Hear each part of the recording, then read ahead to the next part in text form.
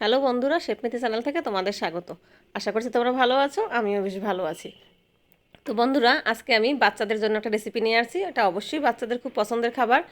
তো সেই রেসিপিটি তোমাদের সাথে শেয়ার করছি, ভিডিওটি তোমরা দেখতে থাকো। প্রথমে আমি এখানে 2 কাপের মতো জল দিয়ে দিয়েছি, আর দিয়ে দিচ্ছি 2 কাপের মতো চিনি। এখন চিনিটা আমি ভালোভাবে মিক্সড করে নিচ্ছি। সাথে দিয়ে দেবো 2 কাপের মতো গুঁড়া দুধ। এটাও ভালোভাবে এখন আমি মিক্সড করে নেব।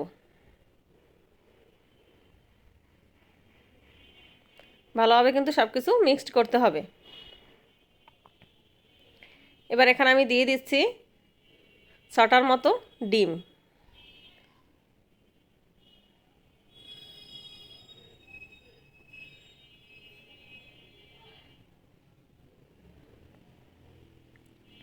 আমি 6টা ডিমই দেবো, যেহেতু এটা আমি 2টা পুডিং করব। তো 2টা পুডিংয়ের জন্য আমার 6টা ডিমই হবে। 2টা বলতে আমি ছোট ছোট 2টা পুডিং করব, এজন্য আমি 6টা ডিম দিয়েছি। তোমাদের পরিমাণ মতো তোমরা কম বেশি সেটা দিতে পারো।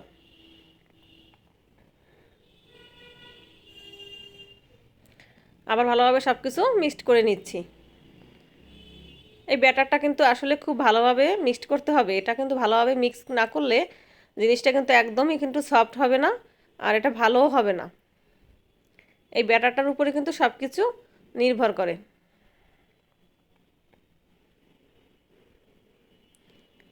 এটা প্রায় কিন্তু আমি 10 থেকে 20 মিনিটের মতো এরকমভাবে সব কিছু মিক্সড করে নিচ্ছি।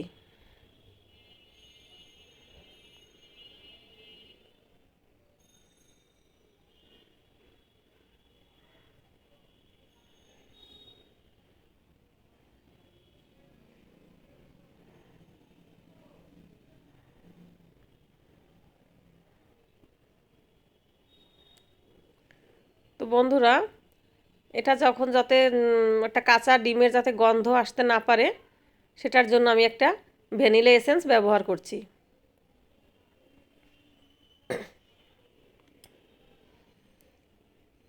এখানে আমি পরিমাণ মতো ভ্যানিলা এসেন্স দিয়ে দিচ্ছি, দিয়ে আমি আবার ভালোভাবে মিক্সড করে নিচ্ছি।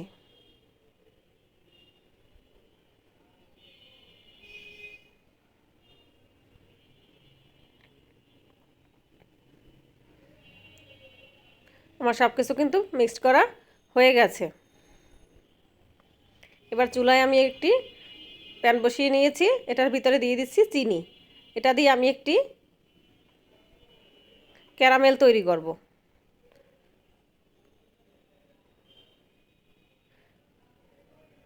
এই ক্যারামেলটায় সুন্দর একটা কালার আসবে, তাহলে কিন্তু আমার ক্যারামেলটা রেডি হয়ে যাবে।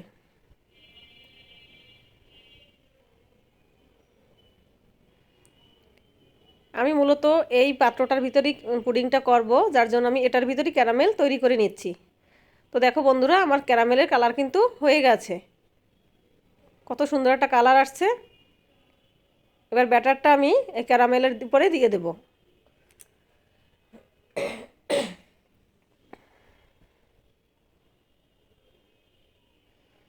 আর একবার সব কিছু মিশিয়ে আমি আস্তে করে, ক্যারামেলটা একটু ঠান্ডা হয়ে গেছে, এখন আমি এটা দিয়ে দিচ্ছি। আমি আগেই বলেছি এটা দিয়ে আমি 2টার মতো পুডিং বানাবো, এই জন্য আমি অর্ধেকটা দিচ্ছি, আর অর্ধেকটা দিয়ে আমি আবার পরে করব।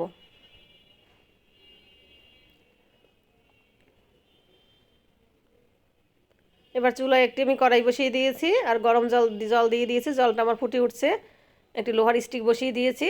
এখন আমি পাত্রটি বসিয়ে দেব।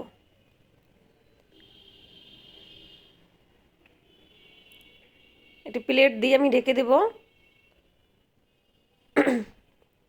উপরে একটি আমি বড় স্টিলের একটা থালা দিয়ে আমি ঢাকনা দিয়ে ঢেকে দেব। দিয়ে প্রায় আমি 20 থেকে 25 মিনিটের মতো জাল করে নেব। তো বন্ধুরা, 20-25 মিনিট পরে আমি আসলাম। দেখো, আমার পুডিংটা কিন্তু একেবারে পারফেক্টলি হয়ে গেছে। এই যে খুব সুন্দর হয়ে গেছে, ফুলে কত বড় হয়ে গেছে দেখো। এবার আমি একটু ধরে আস্তে করে নামিয়ে নেব। তোমাদেরকে দেখাচ্ছি, এটা একটু ঠান্ডা করেই তোমাদেরকে দেখালাম, আমি ভিডিওতে দেখতে পারি নাই। এই যে দেখো বন্ধুরা, কত সুন্দর একটা পুডিং তৈরি হয়ে গেছে। আমি একটু ডেকোরেশনের জন্য উপরে একটি চকলেট দিয়েছিলাম, তাই উপরে একটা চকলেট একটু গরমে চকলেটটা গলে গেছে। তো বন্ধুরা, ভিডিওটি যদি তোমাদের ভালো লেগে থাকে তাহলে তোমাদের লাইক করবে, কমেন্ট করবে আর আমার চ্যানেলটাকে সাবস্ক্রাইব করে দিবে। ধন্যবাদ বন্ধুরা।